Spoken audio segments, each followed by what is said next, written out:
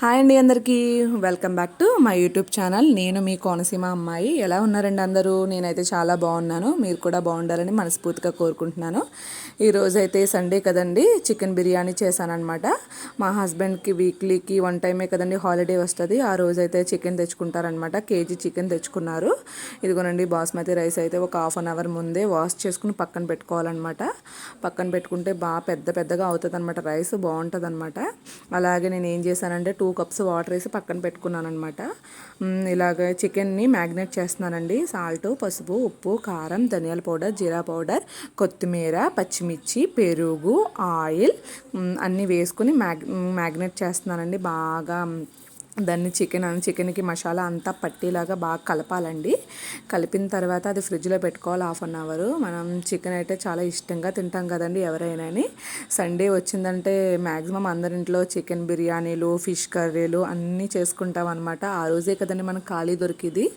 మనకి కాదు, మన హస్బెండ్స్కి ఖాళీ దొరుకుతుంది, మనకైతే ఖాళీ దొరకదండి. ఎందుకంటే సండే అస్సలు ఖాళీ ఉండదండి బాబు.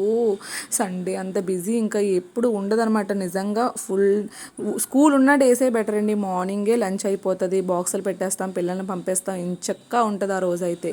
చాలా బాగుంటుంది. సండే వచ్చిందంటే అన్ని పనులు ఎక్కువ. అండ్ వీక్లీలో సండే అంటేనే భయం నాకు, అంత పని ఉంటుంది అనమాట ఆ రోజు. ఇదిగోనండి కుక్కర్ బిర్యానీ చేస్తున్నాను అనమాట. ఇప్పుడు నేను మీకు చెప్పలేదు, ఫస్ట్ చెప్పాలి నేను కుక్కర్ బిర్యానీ అని. కుక్కర్లో చేస్తున్నానండి బిర్యానీ.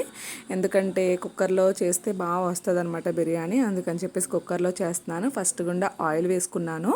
అలాగే నెయ్యి వేసుకుంటే చాలా టేస్టీగా ఉంటుందండి బిర్యానీ. నెయ్యి వేసుకున్నాను. బిర్యానీ సామాన్లన్నీ వేసేసాను అనమాట. వేసిన తర్వాత పచ్చిమిర్చి వేసాను. పచ్చిమిర్చి వేసిన తర్వాత ఆనియన్స్ వేసాను. ఆనియన్స్ కాసేపు మగ్గిన తర్వాత టమాటా వేసాను. నేను క్యారెట్ అలా ఏం వేయనండి. చికెన్ బిర్యానీలో ఎప్పుడు క్యారెట్, పొటాటోలు వేసుకోకూడదండి. ఓన్లీ వెజిటేబుల్ బిర్యానీ అయితేనే మనం క్యారెట్స్ వేసుకోవాలి. చికెన్ బిర్యానీలో క్యారెట్లు, బంగాళదుంపలు అవి ఏం వేసుకోకూడదు, బాగోదన్నమాట.